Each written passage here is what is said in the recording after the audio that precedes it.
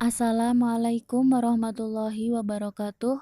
Perkenalkan, nama saya Niken Kinanti Pangestuti dengan nomor NPM 2018 21500265 dari kelas R6D Universitas Indraprasta PGRI.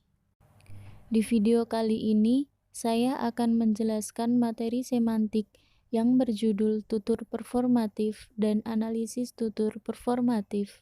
Sebelumnya saya ucapkan terima kasih kepada Bapak Irwan Siagian selaku dosen pengampu mata kuliah semantik. Untuk teman-teman yang sudah menonton video ini, jangan lupa like dan subscribe channel ini agar terus berkembang dan bermanfaat bagi kita semua. Sebelum kita masuk ke materi tutur performatif dan analisisnya, saya akan menjelaskan terlebih dahulu tentang tindak tutur. Ada beberapa ahli yang berpendapat mengenai tindak tutur. Yang pertama ada Hare, yang kedua ada Du Bois, yang ketiga ada Shirley. Yang pertama ada Hare. Hare dalam Agustina, tahun 2004 halaman 50, tindak tutur adalah gejala individual, bersifat psikologis, dan keberlangsungannya ditentukan oleh kemampuan bahasa si penutur dalam menghadapi situasi tertentu. Yang kedua ada Du Bois.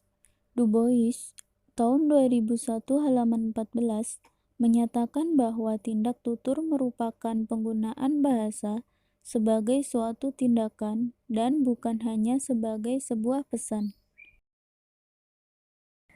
Selanjutnya ada Shirley dalam Rohmadi tahun 2010 halaman 32 mengemukakan bahwa tindak tutur adalah produk atau hasil dari suatu kalimat dalam kondisi tertentu dan merupakan kesatuan terkecil dari kombinasi linguistik yang dapat berwujud pernyataan, pertanyaan, perintah, atau yang lainnya.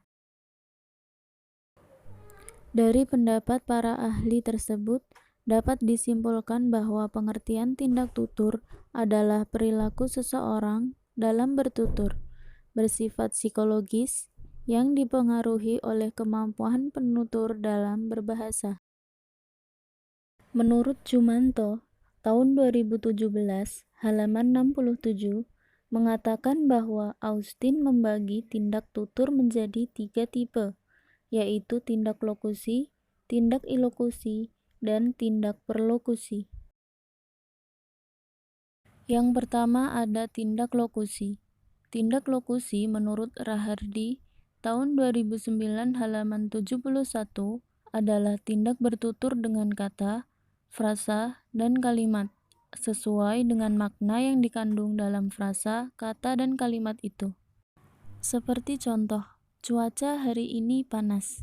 Ditinjau dari makna kalimatnya, tuturan tersebut hanya menjelaskan bahwa hari ini cuaca sedang panas. Selanjutnya adalah ilokusi. Menurut Cummings, tahun 2007 halaman 9, menyatakan bahwa tindak tutur adalah ujaran-ujaran yang memiliki daya konvensional tertentu, seperti memberitahu, mengingatkan, melaksanakan, dan sebagainya. Seperti contoh, ruangan ini sangat panas. Tuturan ini memberitahu kepada mitra tutur bahwa ruangan sedang sangat panas. Secara tidak langsung, penutur menyuruh mitra tutur untuk menyalakan AC, menyalakan kipas, atau membuka jendela. Selanjutnya adalah tindak perlokusi. Menurut Mulyana, tahun 2005 halaman 81, menyatakan bahwa tindak perlokusi adalah hasil atau efek yang ditimbulkan oleh ujaran terhadap mitra tutur. Seperti contoh, sebentar lagi kuliah tatap muka dimulai. Tuturan tersebut menimbulkan efek dari mitra tutur sebuah kecemasan atau kegugupan karena sebentar lagi kuliah tatap muka akan dimulai.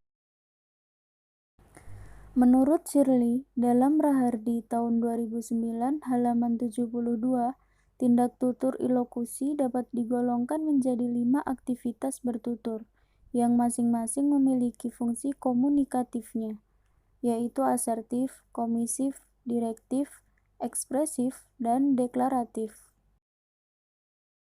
Yang pertama ada asertif.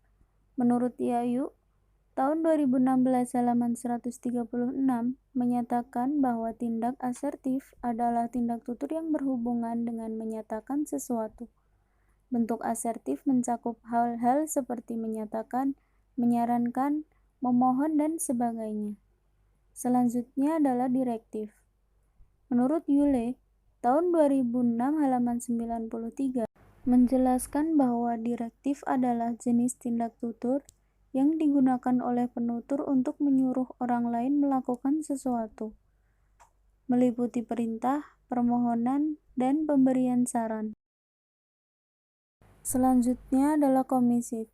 Menurut Partana, tahun 2010 halaman 83 mengatakan komisif adalah tindakan yang diucapkan oleh penutur kepada mitra tutur tentang kesediaannya melakukan sesuatu atau mengucapkan janji. Yang keempat ada ekspresif. Tindak ekspresif sering ditandai dengan verba mengucapkan bela sungkawa, menghina, berterima kasih, memuji, mengejek, memberi salam, meminta maaf, dan sebagainya. Menurut Jatmiko, tahun 2016 halaman 18. Yang kelima ada deklaratif. Deklaratif mengacu pada penutur yang melakukan perbuatan yang mengubah kenyataan yang ada di dunia. Contohnya pada saat proses menikahkan sepasang pengantin. Menurut Shirley, dalam Jumanto, tahun 2017, halaman 69. Selanjutnya, Austin mengkategorikan teori tindak tutur berdasarkan maknanya menjadi 2 kategori, yaitu tutur konstatif dan tutur performatif. Yang pertama ada tutur konstatif. Tutur konstatif adalah mengatakan sesuatu yang memiliki properti menjadi salah atau benar, menurut Austin, tahun 1962. Konstatif termasuk semua ucapan deskriptif, pernyataan fakta, definisi, dan sebagainya, yaitu tuturan yang melaporkan, menginformasikan, dan menyatakan. Menurut Shirley, tahun 1971, halaman 39. Seperti contoh, pelakunya adalah dia. Pernyataan tersebut biasa dituturkan oleh seorang saksi di sebuah pengadilan. Pernyataan tersebut masih diragukan kebenarannya. Selanjutnya adalah tutur performatif. Menurut Gunarwan, dalam Rustono tahun 1999 halaman 35 mengatakan bahwa tuturan performatif yaitu tuturan yang merupakan tindakan melakukan sesuatu dengan membuat tuturan itu. Tuturan performatif tidak dinyatakan dengan benar atau salah, namun dinyatakan dengan sahih atau tidak sahih. Menurut Austin, tuturan performatif memiliki kata kerja berkala kini, yaitu tuturan yang digunakan untuk tindakan yang akan dilakukan, bukan tindakan yang sudah dilakukan. Seperti contoh, awas ada anjing galak. Tuturan tersebut akan menimbulkan sebuah tindakan dari mitra tutur maupun dari penutur. Selanjutnya adalah syarat-syarat tutur performatif. Yang pertama, penutur dan tempatnya harus sesuai atau cocok. Misalnya, saya nyatakan Anda berdua suami istri. Tuturan tersebut seharusnya dituturkan oleh penghulu saat menikahkan sepasang pengantin. Tentu saja di kantor urusan agama atau tempat ijab qabul. Yang kedua, tindakan harus dilakukan secara sungguh-sungguh oleh penutur. Misalnya, saya akan bekerja lebih giat lagi. Penutur harus mengatakannya dengan sungguh-sungguh. Yang nomor 3, Penutur harus yakin bahwa ia mampu melakukan tindakan dalam tuturannya. Misalnya, nanti saya belikan sepeda. Jika penutur mengatakan tuturan tersebut dengan tidak yakin, maka bukan termasuk tuturan performatif. Yang keempat, tuturan harus memprediksi yang akan dilakukan oleh penutur. Misalnya, saya berjanji bahwa saya akan datang tepat waktu. Penutur harus mengetahui konsekuensi jika dia melanggar apa yang ia tuturkan. Yang terakhir, tindakan harus dilakukan sungguh-sungguh oleh kedua belah pihak. Misalnya, terima kasih sudah memaafkan saya. Pihak penutur bertindak berterima kasih, sedangkan pihak mitra tutur bertindak memaafkan. Menurut Talei, dalam Yulianto tahun 2005, halaman 40, sebuah tuturan performatif dapat berbentuk eksplisit dan implisit. Yang pertama, eksplisit. Maksudnya, dalam tuturan performatif disebutkan verba performatifnya, sehingga memudahkan mitra tutur untuk memahami maksud penutur dan tindakan yang dilakukan oleh penutur. Seperti contoh, jika saya menang, saya berjanji akan memajukan bangsa ini. Bentuk verba performatifnya adalah memajukan dan dilengkapi dengan kata pelaku yaitu saya. Selanjutnya adalah tuturan performatif yang implisit atau tersirat. Adalah tuturan performatif yang di dalamnya tidak dituturkan maksud dari penutur. Contoh, upaya memajukan bangsa dapat dilaksanakan dengan ketertiban masyarakatnya. Tuturan tersebut tidak memiliki arti, sehingga mitra tutur tidak dapat memahami makna dari tuturan tersebut secara langsung. Selanjutnya adalah analisis tutur performatif pada saat perkuliahan di kelas. Yang pertama, setelah selesai membaca, saya akan membagi kalian menjadi 5 kelompok. Tuturan tersebut adalah tuturan performatif eksplisit, karena terdapat verba performatif yaitu kata membagi.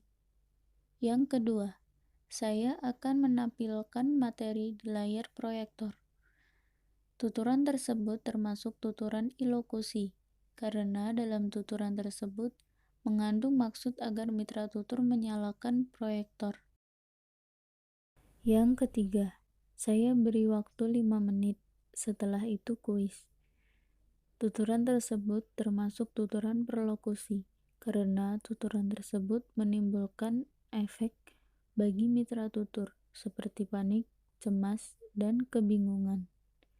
Yang keempat, cukup sekian perkuliahan hari ini. Terima kasih. Tuturan tersebut termasuk tuturan lokusi, karena hanya menuturkan informasi bahwa perkuliahan telah selesai. Yang kelima, tanya jawab ditutup. Tuturan tersebut termasuk tuturan implisit, karena tidak ada kata-kata pelaku seperti saya atau kami.